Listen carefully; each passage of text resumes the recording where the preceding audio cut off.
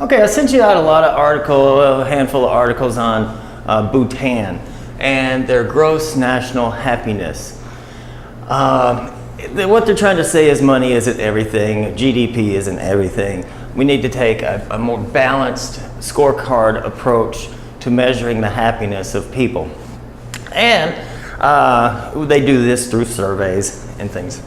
So according to them, they have these 2, 4, 6, 8, 9 indicators of happiness for people to be happy in a well-rounded way, not just with cash. So they're going to look at the psychological well-being, are people being fulfilled, I guess you could say, time use, work-life balance, how are people doing. You think of the people from the remote villages that work all the way across the country and have to come all the way back at night, making it probably a 14-hour day. Is that good? So how are people spending their time? Is there some leisure? Is it all work, no play? Community vitality, whatever that means.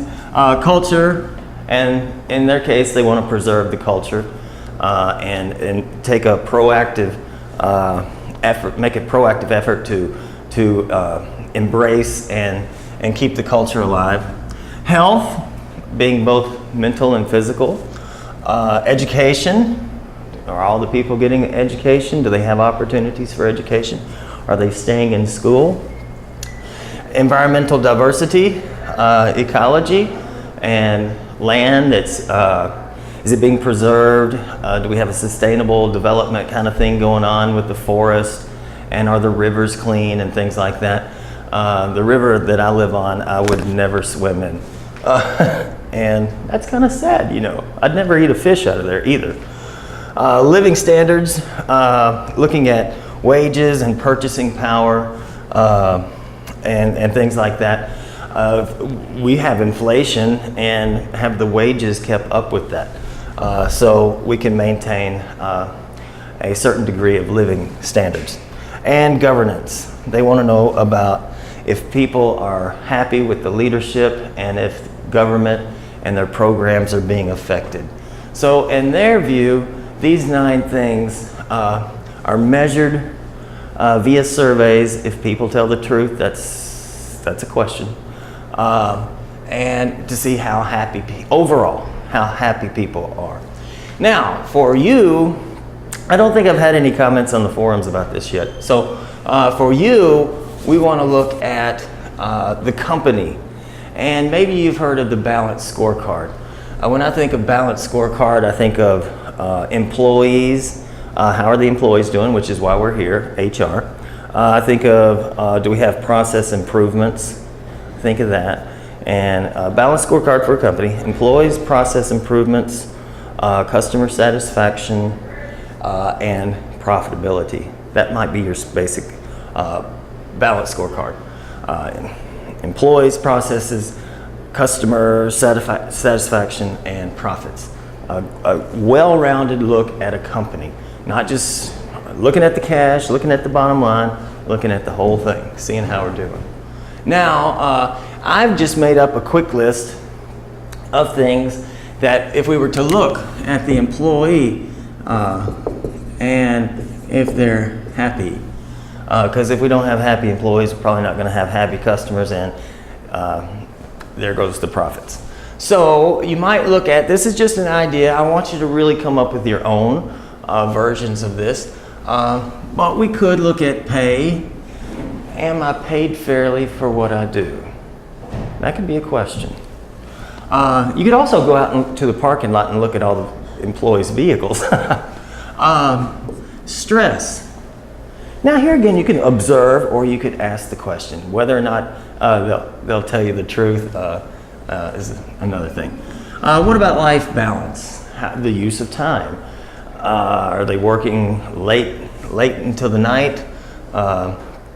Do they have, so also while they're at work, what about the workload? Is it hurting the back, you know, hurting the mind? Are they just drained when they go home? How is that doing? Ambience.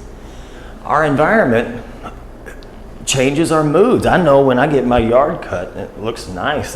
My mood kind of uplifts. Or I wash the house. clean the house. You feel better about it. So the ambience of the office or the workplace. And what about management? Management goes down to the leadership. A lot of this really duplicates over here. Am I treated fairly? And we're going to talk about that in some other videos about workplace abuse and things like that.